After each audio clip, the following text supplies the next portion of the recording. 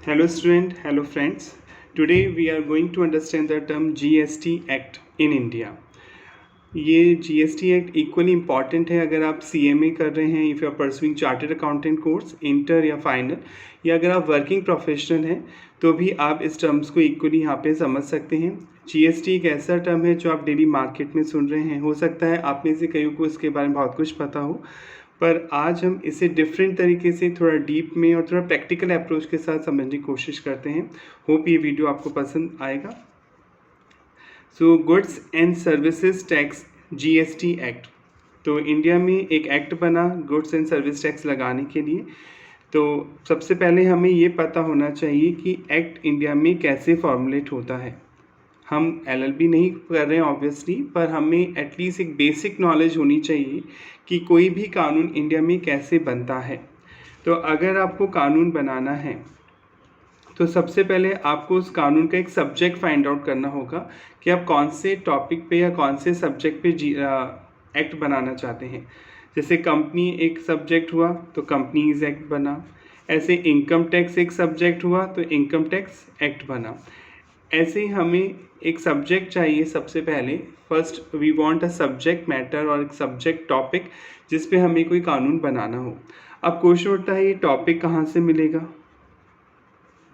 तो इंडिया में जब हमारे लॉ मेकर्स थे वो पहले से ही जानते थे कि इंडिया में दो गवर्नमेंट पैरेलल रन करती हैं, एक तो सेंट्रल गवर्नमेंट और एक state government.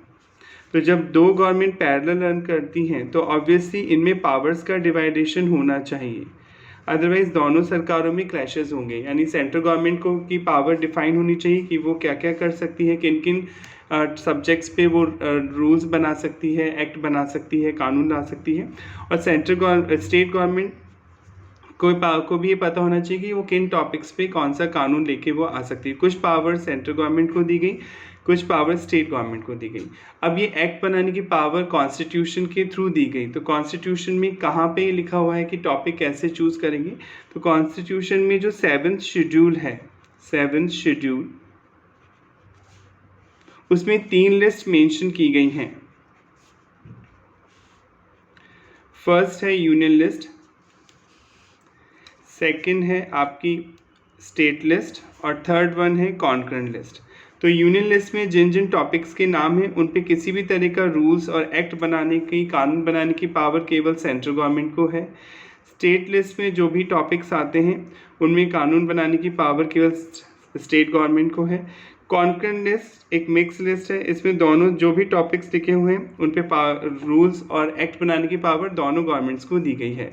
Suppose income tax की अगर आप बात कर रहे हैं IT एक्ट, तो इनकम टैक्स पर केवल सेंट्रल गवर्नमेंट के पास पावर है कोई भी कानून लाने का, उसमें चेंजेस करने का। स्टेट गवर्नमेंट के पास कोई पावर नहीं है। अगर आप बात करें कोई एग्रीकल्चर लॉ की, कृषि से संबंधित कोई कानून अगर बनाना है तो सारी पावर्स स्टेट गवर्नमेंट के पास में है। सेंट्रल गवर्नमेंट एग्रीकल्चर पे कोई कानून नहीं बना सकती है। कॉन्करेंट लिस्ट में दोनों के पास ये पावर है, यानी सेंट्रल गवर्नमेंट भी रूल एक्ट बना सकती है, उस पर कोई कानून ला सकती है, और स्टेट गवर्नमेंट भी कानून लेके आ सकती है। तो अब क्वेश्चन माइंड में ये आ रहा होगा आपके कि सर जब कॉन्करेंट लिस्ट हमें यूनियन लिस्ट समझ में आ गई, हमें स्टेट लिस्ट भी समझ में आ गई, पर सर कॉन्करेंट लिस्ट में जब दोनों को पावर दी गई है, सपोज इसमें एजुकेशन एक सब्जेक्ट है, एजुकेशन का एक टॉपिक है, और दोनों को पावर है कि शिक्षा पर सेंट्रल गवर्नमेंट भी एक्ट बना सकती है एजुकेशन पे, और सेंट्रल गवर्नमेंट भी बना सकती है। स्टेट गवर्नमेंट और सेंट्रल गवर्नमेंट दोनों कानून लेकर आ सकते हैं।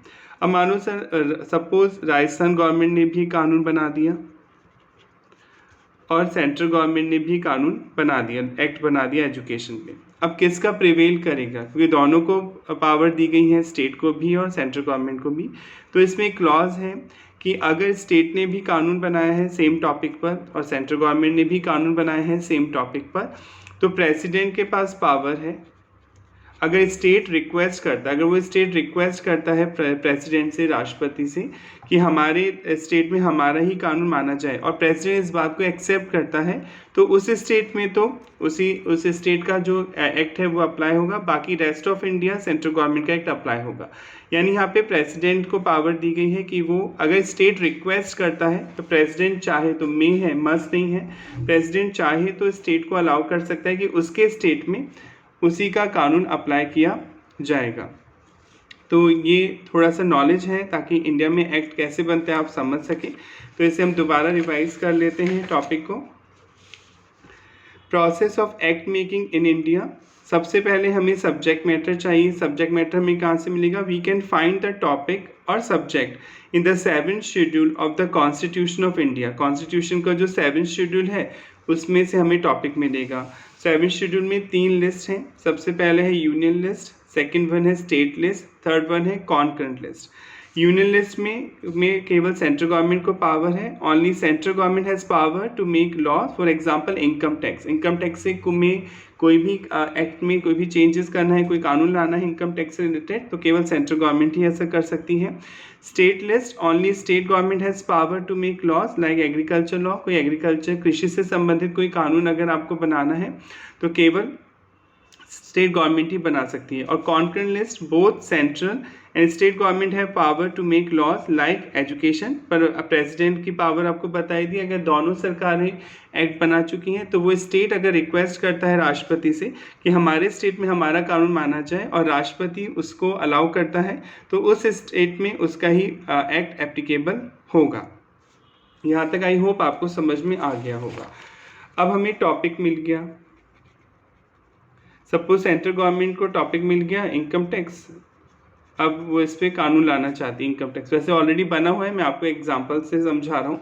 इस पर वो पावर लेके आना चाहती है कानून। तो अब इनकम टैक्स में कानून बनाने का टॉपिक हमें सेंट्रल गवर्नमेंट को यूनियन लिस्ट से मिल गया। अब इनकम टैक्स के जो जानकार लोग हैं, जो इनकम टैक्स को समझते हैं, जो एक्सपर्ट हैं, उनकी फिर गवर्नमेंट एक कमेटी बनाएगी। तो सेकेंड प्रोसेस होता है एक्सपर्ट कमेटी। पहला प्रोसेस था कोई टॉपिक चूज़ करना। टॉपिक 7th शेड्यूल में मिलेगा। कॉन्स्टिट्यूशन की लिस्ट जो 7th शेड्यूल है कॉन्स्टिट्यूशन का, उसमें से आपको टॉपिक मिल जाएगा।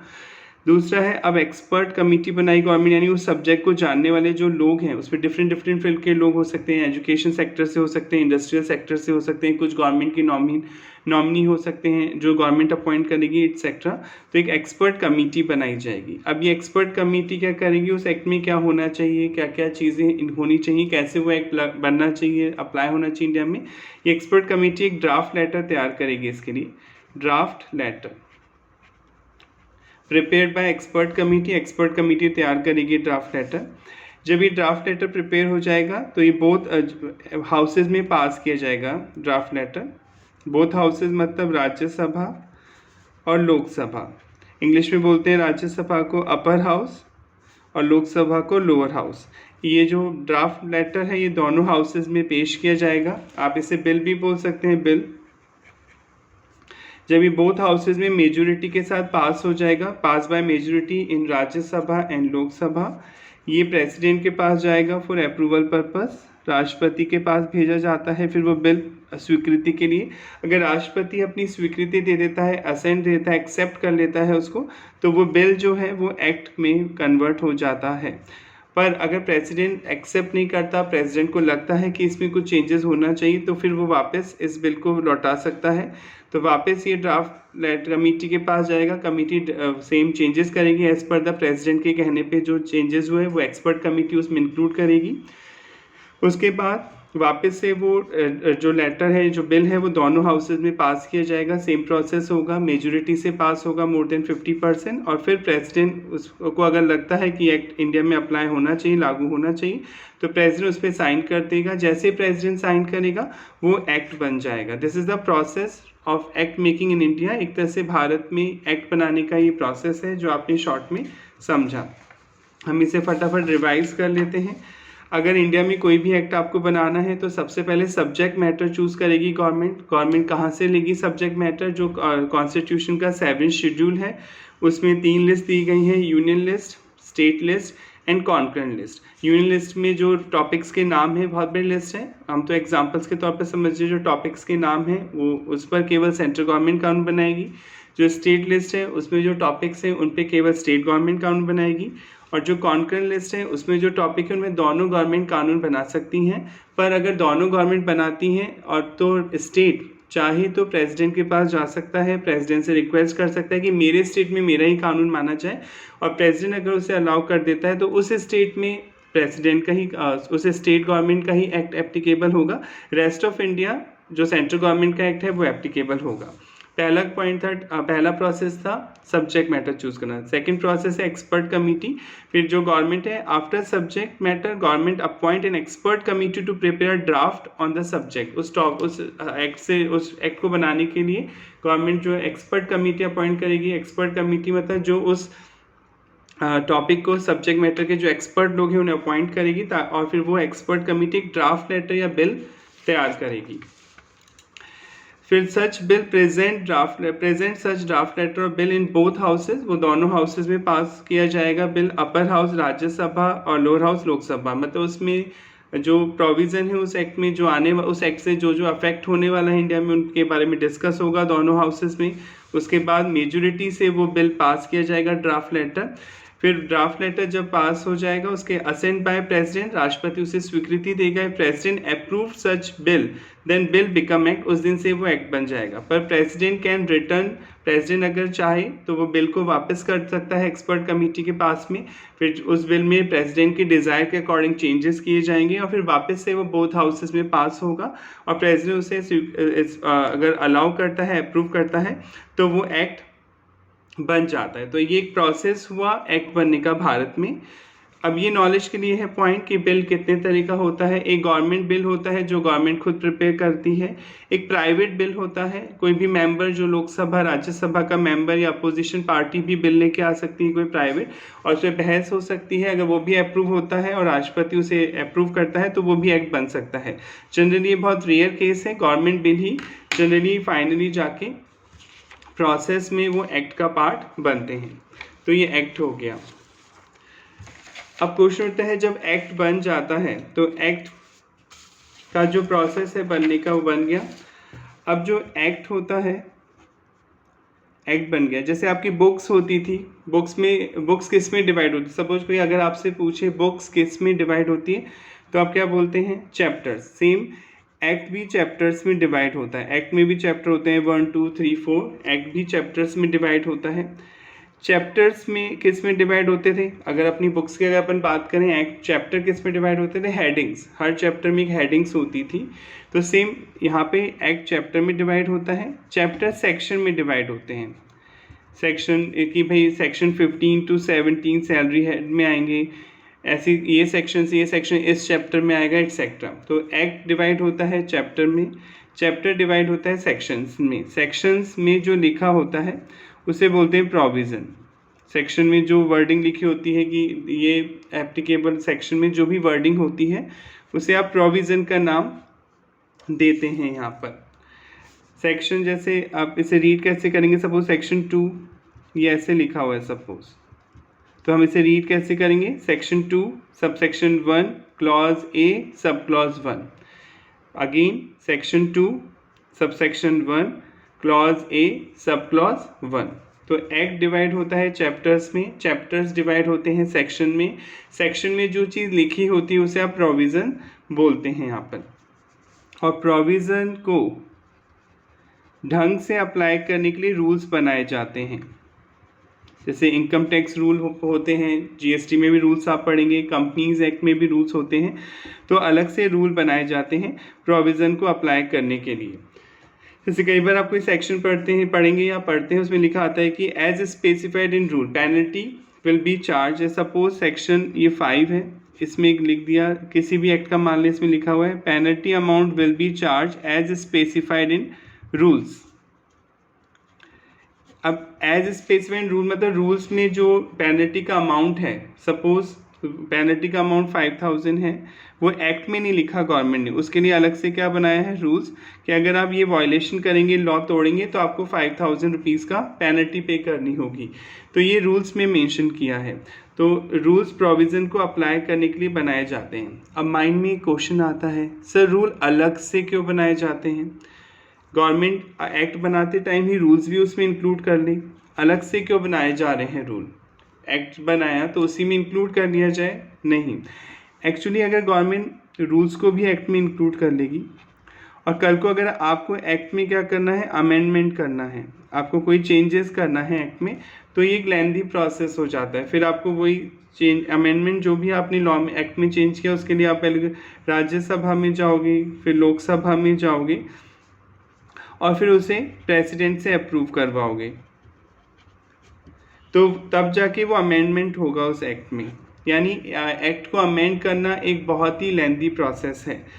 आपको जरूरी थोड़ी वो अमेंडमेंट मान जाए, हो सकता है राज्यसभा में अमेंडमेंट अटक जाए, राज्यसभा के मेंबर्स को वो नहीं लग रहा कि अमेंडमेंट होना चाहिए तो वो पास ही नहीं होगा। तो एक्ट को अमेंड करना एक बहुत लेंथी प्रोसेस है और बहुत टाइम कंज्यूमिंग प्रोसेस है। तो गवर्नमेंट क्या करती है, जानबूझ के रूल सारी चीज़ें एक्ट में नहीं लिखती। एक्ट में बेसिक स्ट्रक्चर लिखा होता है कि एक्ट में कितने सेक्शन होंगे, कितने चैप्टर होंगे, उस एक्ट का बेसिक ऑब्जेक्ट क्या है एक्सेट्रा, पर जो पेनल्टी रूल्स वगैरह है, कैसे प्रोसीजर फॉलो होगा, वो रूल्स बनाए जाते हैं। रूल्स गवर्नमेंट अलग से बनाती है और रूल्स को अमेंड करने के लिए किसी की परमिशन लेने की ज़रूरत नहीं है। जो गवर्नमेंट अभी सत्ता में है, जो अभी पावर में है, वो गवर्नमेंट कभी भी रूल्स को अमेंड कर सकती है। रूल्स के लिए अलग से कोई प्रोसेस नहीं है कि लेंथी प्रोसेस आपको फॉलो करना है कि आपको राज्यसभा में जाना है फिर आपको लोकसभा में जाना है। आप कभी भी रूल्स को अमेंड कर सकते हैं। तो हमें ये समझ में आ गया कि एक्ट कैसे बना। फिर एक्ट में क्या होता है, सबसे पहले एक्ट जो है वो चैप्टर्स में डिवाइड होता है। फॉर एग्जांपल जीएसटी में 21 चैप्टर्स हैं, अभी आप पढ़ेंगे। चैप्टर्स किस में डिवाइड होते हैं, सेक्शन में। सेक्शन 174 सेक्शन है जीएसटी में। रीड कैसे करते हैं, जैसे section 2 sub section 1 clause A sub clause 1। Section में जो चीज़ मेंशन होती है उसे आप प्रोविज़न बोलते हैं। और फॉर प्रॉपर इम्प्लीमेंटेशन प्रोविजंस को ढंग से अप्लाई करने के लिए रूल्स बनाए जाते हैं। Rules made by the government, rules made separately by the government, rules अलग से बनाती है government, that is not included in the act, वो एक्ट में नहीं लिखे जाते हैं। Because to amend act is not a easy task. Act को अमेंड करना कोई ईजी नहीं है, क्योंकि फिर बहुत लेंथी प्रोसेस है। आपको राज्यसभा में जाना है, फिर लोकसभा में जाना है, तो एक बहुत टाइम कंज्यूमिंग और लेंथी प्रोसेस है। But rule can be amended bye the government any time, rule कभी भी बदले जा सकते हैं। तो आई होप आपको एक बेसिक कॉन्सेप्ट, एक बेसिक नॉलेज आपकी क्लियर हो गई होगी कि इंडिया में एक्ट कैसे बनता है, एक्ट किस में डिवाइड होता है, एटसेट्रा एटसेट्रा। नाउ आगे इसमें अब बढ़ते हैं अपन यहाँ पर। हर एक्ट में जो सेक्शन 1 होता है, हर एक्ट में जो सेक्शन 1 होता है वो इस चीज़ पर होता है कि उस एक्ट का नाम क्या है, वो कब से अप्लाई हुआ, एप्लीकेबल कब से हुआ, अप्लाई कब से हुआ, और उसका कमेंसमेंट कब से हुआ, उसका शुरुआत कब से हुई। जैसे सपोज इनकम टैक्स एक्ट है 1961, आप पढ़ते हैं। इस एक्ट का नाम है इनकम टैक्स एक्ट 1961। अप्लाई हुआ 1 अप्रैल 1962 से इंडिया में अप्लाई हुआ, पर इसको कमेंस कब से किया गया, 1 अप्रैल 1961। मतलब स्टार्टिंग इसका प्रोसेस बनना स्टार्ट हो चुका था, पर इंडिया में अप्लाई कब से हुआ है, 1 अप्रैल 1962 से। तो एक्ट का नाम सब हर एक्ट का पहला सेक्शन इसी चीज़ पे होता है कि उस एक्ट का नाम क्या है, वो कब से अप्लाई हुआ, कब से वो कमेंसमेंट उसका हुआ, शुरुआत कब से हुई। फिर जो सेक्शन 2 होता है जनरली वो डेफिनेशंस पे होता है। डेफिनेशंस, हर एक्ट में कुछ टर्मिनोलॉजी यूज़ की जाती है। जैसे आपने जब कंप्यूटर का पढ़ना शुरू किया था, सबसे पहले अगर आपने कंप्यूटर देखा था, आप बचपन में अपने चाइल्डहुड में लौट जाइए, आपने सबसे पहले जब कंप्यूटर देखा था तो आपने सबसे पहले अगर आपके टीचर ने आपको कंप्यूटर दिखाया, डेस्कटॉप की मैं बात कर रहा हूँ, तो उसने बोला माउस को होल्ड करिए, माउस को पकड़िए, तो आप डर गए। आपने सुना माउस मीन्स रैट, या आप बात कर रहे हैं चूहे की, पर कंप्यूटर में माउस का मतलब चूहा नहीं है, वो कोई रैट नहीं है, वो बात कर रहा है एक टेक्निकल डिवाइस की जिसे आप कंप्यूटर में यूज़ करते हैं। तो इसी तरह अगर आपको इट मीन्स अगर आपको कंप्यूटर समझना है तो पहले आपको उसकी कुछ टर्म्स समझनी होंगी। सेम वही चीज़ एक्ट में है। अगर आपको एक्ट समझना है तो इसमें कुछ टेक्नोलॉजी टर्म, जिसे टर्मिनोलॉजी बोलते हैं, टेक्निकल टर्म्स बोलते हैं, वो हर एक्ट में कुछ टर्म्स होती हैं जिन्हें आपको समझना होता है कि भाई उस एक्ट में इस चीज़ का मीनिंग क्या है। हो सकता है पब्लिक कुछ और समझ रही हो, आम बोलचाल में जनरल जो प्रिस्क्रिप्शन है, जनरल जो सोच है लोगों की वो अलग है, और आप इसे कुछ और समझ रहे हैं, पर एक्ट कुछ और कह रहा है। तो इसलिए एक्ट में हर चीज़ का मीनिंग होता है। अगर आपने ये टर्मिनोलॉजी नहीं समझी, उस सीधे आप एक्ट पढ़ने लग गए, तो वो एक्ट आपको समझ में नहीं आएगा। कुछ टेक्निकल टर्म्स हैं जिन्हें आपको समझना होता है, तभी वो एक्ट आपको समझ में आएगा, इसलिए उन्हें डेफिनेशंस का नाम दिया जाता है। तो सेक्शन 1 हर एक्ट में इस चीज़ पर होता है कि उस एक्ट का नाम क्या है, वो कब से एप्लीकेबल हुआ और कब से कमेंस किया गया। Section 2 generally include definition. Section 2 में जो होती हैं जनरली डेफिनेशंस यहाँ पर इंक्लूड की जाती हैं। अब हम इसमें आगे बढ़ते हैं यहाँ से।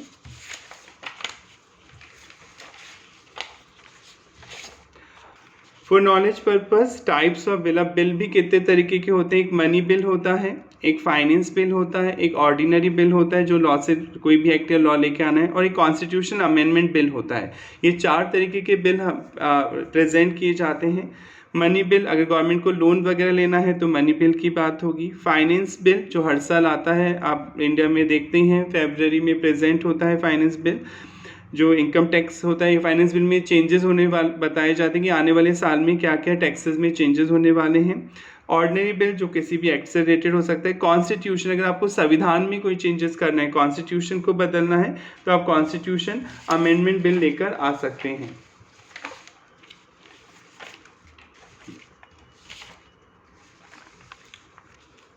Now let's start next topic, what do mean by tax. अगर अब हम जीएसटी पे आते हैं, वापस से हम टैक्स पे आते हैं, क्योंकि हमारा सब्जेक्ट यही है कि जीएसटी कब लगेगा, कैसे लगेगा, उसकी प्रैक्टिकल अप्रोच हमें पढ़नी है।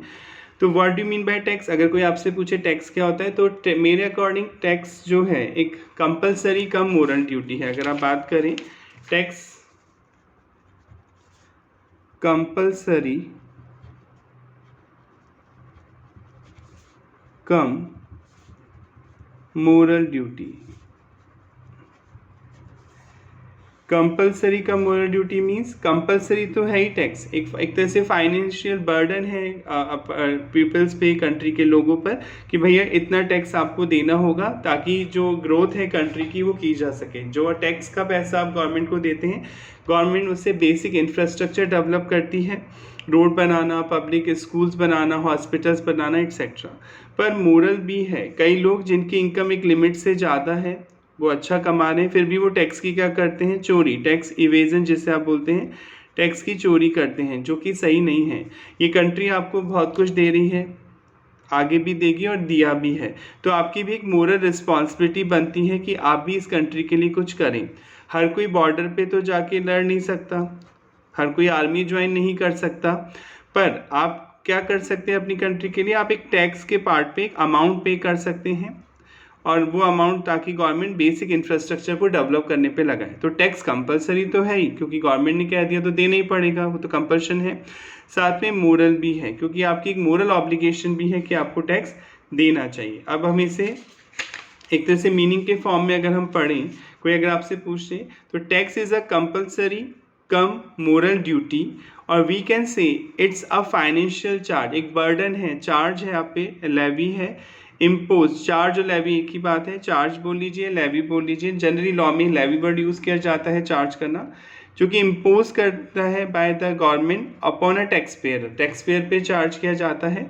Tax is not a voluntary payment और डोनेशन। ऑब्वियसली इच्छा से तो कोई नहीं देना चाहता। अगर गवर्नमेंट अभी बोले कि जिसकी इच्छा है वो टैक्स दे और जिसकी इच्छा है ना दे, तो मेरे को लगता है मुश्किल से बोल रहा हूँ मैं, 1% लोग ही देंगे, जितना अभी दे रहे 99% टैक्स नहीं भरना चाहेंगे। तो tax is not a voluntary payment और डोनेशन, ये कोई दान नहीं है, वो अपनी इच्छा से आप नहीं देते हैं, but an enforce contribution, government इन्फोर्सली आपसे पैसा पे करवाती है ताकि इंफ्रास्ट्रक्चर का डेवलपमेंट किया जा सके। अब जो टैक्स होता है वो भी 2 तरीके का होता है, एक होता है डायरेक्ट टैक्स और एक होता है इनडायरेक्ट टैक्स। अब बेसिक फर्क क्या होता है direct tax indirect tax. Direct tax जो होता है वो इनकम पे चार्ज होता है, कोई भी इनकम आप अर्न कर रहे हैं, सैलरी से आप इंटरेस्ट, रेंटल, व्हाटएवर, वो इनकम पे चार्ज होता है। और जो इनडायरेक्ट टैक्स है वो गुड्स और सर्विसेज पे लगता है, गुड्स एंड सर्विसेज या प्रोडक्ट आप बोल सकते हैं। बेसिक दूसरा डिफरेंस क्या होता है, डायरेक्ट टैक्स में पेयर और बियरर सेम पर्सन होता है, पेयर प्लस बियरर। सपोज आपकी जॉब लग गई कहीं पर, तो आप सैलरी अर्न करेंगे, तो टैक्स भी आपको ही पे करना पड़ेगा उस पर। ये नहीं कि आप कह दें कि मैं मम्मी से ले लो, मेरे फादर से ले लो, नहीं। डायरेक्ट टैक्स है इनकम टैक्स, एक डायरेक्ट टैक्स है जो इनकम पे चार्ज होता है इंडिया में। तो डायरेक्ट टैक्स में पेयर भी आप हैं और बियरर भी आप, यानी पे भी आपको ही करना है और बियर भी आपको ही करना है। ये डायरेक्ट टैक्स का बेसिक जो है इंटेंशन वो यही है कि पेयर और बियरर सेम पर्सन होता है। जबकि इन गुड्स इनडायरेक्ट टैक्स में क्या होता है, payer and bearer are different person, वो डिफरेंट होते हैं। मतलब पेयर कोई और कर रहा होगा, बियर कोई और करेगा। फॉर एग्जांपल जीएसटी, जो आप मार्केट में शॉपिंग करते हैं, जैसे आपने रिलायंस फ्रेश में 10,000 रुपीज़ की शॉपिंग की, इस पे जीएसटी लगा 18%, सपोज 1800 टैक्स लगा, टोटल बिल बना 11,800 का। तो ये जो 10,000 का गुड्स की वैल्यू है, 1800 टैक्स की वैल्यू है, तो ये पे कौन करेगा 1800 टैक्स, रिलायंस कंपनी पे करेगी। पर बियर किसने किया, बर्डन किस पे डाला उसने, कस्टमर पर। बियर आपने किया, आपने पे किया रिलायंस को, तो रिलायंस ने अपना बर्डन आपसे वसूल कर लिया। यानी यहाँ पे पेयर कौन है, रिलायंस कंपनी, बिजनेसमैन पे करेगा। बियरर कौन है, कस्टमर को बियर करना पड़ेगा। यानी इनडायरेक्ट टैक्स में बर्डन शिफ्ट हो जाता है, इसे बोलते हैं टैक्स का बर्डन शिफ्ट करना। जबकि डायरेक्ट टैक्स में पेयर बियरर सेम पर्सन होता है। तो हम इसे और डीप में समझ लेते हैं। Direct tax versus indirect tax. Direct tax is a tax which charge or levied on person for the income earned and incidence मतलब burden, incidence of such tax to be borne by the person himself, आपको ही bear करना पड़ेगा। और you can say burden of tax cannot be shifted, आप ये कह सकते हैं कि टैक्स का burden shift नहीं हो सकता है। Whereas indirect tax is a tax which is charged or levied on goods or services and incidence of such tax, और जो टैक्स का बर्डन है to be borne by final consumer of goods or services, that is burden of tax shifted to other। indirect tax का burden shift हो सकता है, यानी पे कौन करता है, बिजनेसमैन, पर बर्डन कौन बियर करता है, कस्टमर। वो अपना बर्डन कस्टमर पे डाल देता है। तो ये इनडायरेक्ट टैक्स की बात हुई। अब क्या डिफरेंस है डायरेक्ट टैक्स और इनडायरेक्ट टैक्स में। Direct tax charge on person, ये पर्सन पे लगता है। पर्सन मीन्स अभी आप पढ़ेंगे, पर्सन की डेफिनेशन भी आएगी इसमें। जैसे मैं इंडिविजुअल हूँ, नेचुरल पर्सन हूँ, तो मेरे को तो देना ही पड़ेगा, आपको भी देना पड़ेगा, सीधे पर्सन पे लगता है। Indirect tax charge on goods और सर्विस, जबकि इनडायरेक्ट टैक्स गुड्स और सर्विसेज पे लगता है। डायरेक्ट टैक्स में burden of tax can not be shifted, यानी जो बर्डन ऑफ टैक्स है, जिसे आप इंसिडेंस ऑफ टैक्स बोलते हैं, इंसिडेंस ऑफ टैक्स या बर्डन ऑफ टैक्स, वो शिफ्ट नहीं हो सकता। जबकि इनडायरेक्ट टैक्स में burden can be shifted to other, आप अपना बर्डन कस्टमर पे डाल सकते हैं, यानी पे करेगा बिजनेसमैन, बर्डन बियर करेगा फाइनल कंज्यूमर। डायरेक्ट टैक्स है वो प्रोग्रेसिव नेचर का होता है, प्रोग्रेसिव मतलब increasing nature, that is higher tax rate for higher income group. अगर आप ज़्यादा कमाते हैं इंडिया में तो ज़्यादा टैक्स देना होगा। इनकम टैक्स फिक्स नहीं होता है, वो स्लैब होती है उसमें कि अगर आपकी इनकम इस कैटेगरी में आती है तो इतना टैक्स, अगर आपकी इनकम इस कैटेगरी में आती है तो इतना टैक्स। तो प्रोग्रेसिव नेचर हुआ, इंक्रीजिंग ट्रेंड हुआ, बढ़ते हुए क्रम में आपको देना है। जबकि इनडायरेक्ट टैक्स रिग्रेसिव नेचर का होता है, न्यूट्रल होता है, इसमें कोई फर्क नहीं पड़ता कि पर्सन की इनकम क्या है। सपोज रतन टाटा शॉपिंग करें मार्केट में, रिलायंस फ्रेश से, वो भी पार्ले जी का बिस्किट परचेज कर रहे हैं और आप भी पार्ले जी का बिस्किट परचेज कर रहे हैं, तो क्या टैक्स की रेट अलग हो जाएगी जीएसटी की? नहीं, क्योंकि इनडायरेक्ट टैक्स है, वहाँ पेयर की कैपेसिटी नहीं देखी जाती, पेइंग कैपेसिटी से कोई मतलब नहीं होता, टैक्स की रेट सेम रहती है चाहे आपकी इनकम कितनी भी हो।